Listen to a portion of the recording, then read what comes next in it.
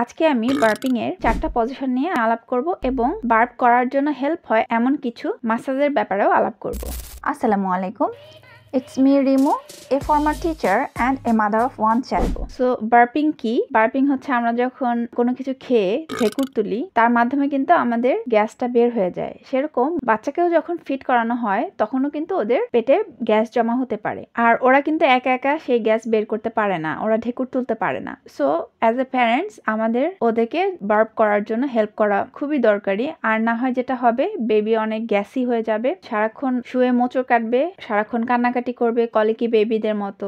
এরকম অনেক হয় যে আসলে বাবা মা বুঝতে পারছে না যে বেবির গ্যাস হয়েছে, বাচ্চাটা দেখা যায় যে গ্যাসের যন্ত্রণায় অনেক মোচড় কাটছে, অনেক সাফার করছে, কিন্তু বাবা মা যেহেতু বার্প করাননি, বুঝতে পারেননি বেবিটা এরকম গ্যাস জমতে জমতে কিন্তু পরে ওষুধ খেতে হয়, ডক্টরের কাছে যেতে হয়। সো প্রতিবার আমরা ফিডিং এর পরে ট্রাই করব বাচ্চাকে বার্প করিয়ে দেওয়ার জন্য, সো দ্যাট ওদের পেটে গ্যাস জমা না হয়, ওরা অনেক বেশি সাফার না করে গ্যাসের কারণে। তো আমরা যখন বার্পিং করাবো তার আগে একটা ব্যাপার খেয়াল রাখতে হবে যে বার্প করালে কিন্তু কিছুটা দুধ বাচ্চা ফেলে দিতে পারে। এটা কিন্তু একেবারে নর্মাল। বার্প করার সময় অনেক সময়ই বাচ্চা মিল্ক স্পিল করে, সো আমরা একটা ক্লথ রেডি রাখবো সব সময়, যদি ও স্পিল করেই দেয় তাহলে যেন সেই মিল্কটা ক্লথের উপরে পড়ে। এটা নিয়ে দুশ্চিন্তা করার কিছু নেই, বার্প করালে মিল্ক একটু পড়তেই পারে। আমার কাছে আজানকে বার্প করার মতো কোনো ভিডিও নেই, কারণ ওই সময় আসলে ইন্টেনশনালি ভিডিও করা হয়নি বার্পিং এর। আমি সবসময় ফিডিং এর পরে আজানকে বার্প করিয়ে দিতাম, বাট যেহেতু ইউটিউবের ব্যাপারটা তখন ইন্টেনশনাল ছিল না, সো বার্পিং এর কোনো ভিডিও আমার কাছে নেই। সো আমি একটা ডল নিয়ে দেখানোর ট্রাই করব আপনাদেরকে যে কি কি পজিশনে বার্প করা যেতে পারে। সো প্রথম পজিশনটা হলো ওভার দ্য শোল্ডার বা কাঁধে নিয়ে বার্প করানো, যেটা আমি বেশিরভাগ সময় আজানকে করাতাম। খাওয়া শেষ করার পর বেবিকে কাঁধে এভাবে ধরতে হবে, মেক শিওর করতে হবে যে বেবি মাথা কাত করে শুয়ে পড়ছে না, ওর মাথাটা যেন সোজা থাকে। দরকার হলে আপনি হাত দিয়ে একটু সাপোর্ট দিতে পারেন, আর ওর ব্যাকে তখন আস্তে আস্তে প্যাট করতে হবে, এরকম প্যাট করতে থাকবেন। অথবা অনেকে রাবও করে, রাব করলেও কিন্তু গ্যাসটা বের হয়ে যায়। সো যতক্ষণ গ্যাসটা বের না হচ্ছে এরকম রাব করতে পারি অথবা প্যাট করতে পারি। আর বার্পিং এর জন্য যদি ওদের মুখ থেকে মিল্ক পড়ে যায়, সেজন্য আমরা একটা ক্লথ কিন্তু কাঁধে আগে থেকে দিয়ে রাখতে পারি। যদি মিল্কটা পড়েই যায় ক্লথের উপরে পড়বে, আমাদের ড্রেসে কোনো প্রবলেম হবে না, পরে মুখটা মুছে নিতে পারি আমরা। আর এই সময় আরেকটা যেটা করতে পারি, বেবির পায়ের হাঁটুটা ওর চেস্টের দিকে একটু উঠিয়ে দিতে পারি, তাহলেও কিন্তু হালকা চাপে গ্যাসটা বের হয়ে যেতে পারে। অবশ্যই খুব বেশি চাপ দেওয়া যাবে না। সো আরেকটা যে পজিশন আছে সেটা হচ্ছে টামি টু টামি আর চেস্ট টু চেস্ট রেখে বেবিকে সেম ভাবে রাব করা আর প্যাট করা। এভাবে করেও কিন্তু করা যায়। অনেক সময় দেখা যায় যে বেবি ঘুমিয়ে যাচ্ছে খেতে খেতে, তো তখনও আমরা এভাবে রেখে প্যাট যদি নাও করি, কিছুক্ষণ এভাবে ধরে রেখেই হাঁটাহাঁটি করতে পারি। যদিও এই পজিশনে কিন্তু বেবির ফেসটা সোজা রাখা যায় না, একদিকে কাত হয়ে যায়। সো বেটার হয় যে আমরা সজাগ থাকা অবস্থায় কাঁধেই নিয়ে ফেসটা উপরে রেখে দেন প্যাট বা রাব করি। বাট বেবি যদি একেবারে ঘুমিয়ে যায়, তখন আমরা চেষ্টা করবো যে চেস্ট টু চেস্ট রেখে কিছুক্ষণ হাঁটাহাঁটি করতে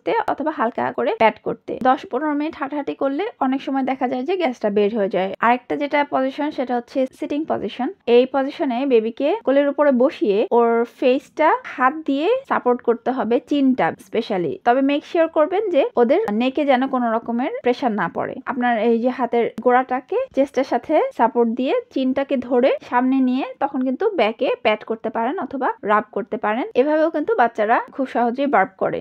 আর এরকম অবস্থায় মাঝে মধ্যে একটু ব্যাক এন্ড ফোর্থ মুভও করাতে পারেন অথবা সাইড বাই সাইডও মুভ করাতে পারেন গ্যাসটা বের হয়ে যাওয়ার জন্য। আর এরপরে আরেকটা যে পজিশন আছে সেটা হচ্ছে হাতের উপরে শুয়ে তারপরে বেবিকে বার্প করানো। বেবিকে এরকম হাতের উপরে উপর করে শুয়ে দেবেন 180 ডিগ্রিতে, দেন সেম ভাবে একটু রাব করতে পারেন অন্য হাত দিয়ে অথবা একটু প্যাট করতে পারেন বেবিকে। এই পজিশন গুলো অ্যাপ্লাই করার পরেও বেবি যদি বার্প না করে, তাহলে আমাদের ধরে নিতে হবে যে বেবির আপাতত হয়তো ঢেকুর তোলার দরকার নেই অথবা এখনই সে রেডি না বার্প করার জন্য। মাঝে মাঝে একটু সময় লেগে যায় বার্প করানোর জন্য, কিন্তু যদি দেখেন তারপর বেবি একটু ফাঁসি থাকে, একটু মোচড় কাটে, তাহলে বুঝতে হবে যে গ্যাস এখনো আছে, তাহলে আবার কিছু সময় পরে আবার ওকে বার্পিং এ ট্রাই করবেন। এরপরেও যদি বার্প না করে আর দেখেন যে বেবি তখনও ফাঁসি, তখন আমরা আরেকটা যেটা করতে পারি সেটা হচ্ছে ওদেরকে মাসাজ করে দিতে পারি, কিন্তু অবশ্যই খাওয়ার সাথে সাথে না, অ্যাটলিস্ট 45 to 60 মিনিটস পরে আমরা মাসাজ করব।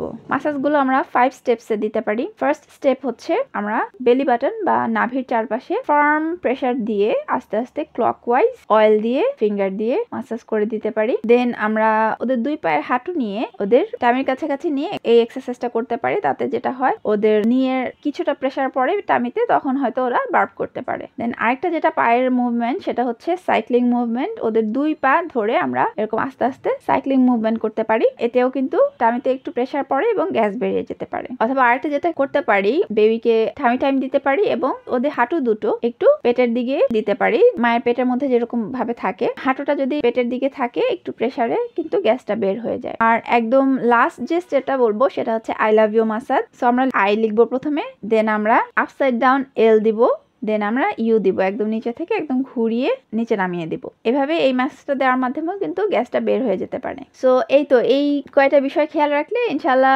বেবি আর গ্যাসে কষ্ট পাবে না। মায়েদেরও বাচ্চার কান্নাকাটির জন্য রাত জেগে জেগে থাকতে হবে না, বেবিরা শান্তি মতো ঘুমাতে পারবে আশা করি। আর গ্যাসের জন্য আরেকটা যেটা হেল্পফুল, মায়েরা যদি একটু প্রোবায়োটিক্স খায়, যেমন টক দইতে প্রোবায়োটিক্স থাকে, সেক্ষেত্রেও কিন্তু মামা অ্যান্ড বেবি দুজনারই গাটস হেলদিয়ার থাকে, মানে পেট ভালো থাকে। আর যদি বেবি ফর্মুলা দুধ খায় সেক্ষেত্রে কিন্তু অনেক ফর্মুলা দিতে অনেকের অনেক গ্যাস হয়ে যায়। সো সেক্ষেত্রে অবশ্যই ডক্টরের সাথে আলাপ করে দেন ফর্মুলা মিল্কটা ইন্ট্রোডিউস করেন বেবিকে, যেটা আপনার বেবিকে স্যুট করে সেই ফর্মুলা দুধটাই ওকে দিন। তো আজকে এই পর্যন্তই, সবাই ভালো থাকবেন, আল্লাহ হাফেজ।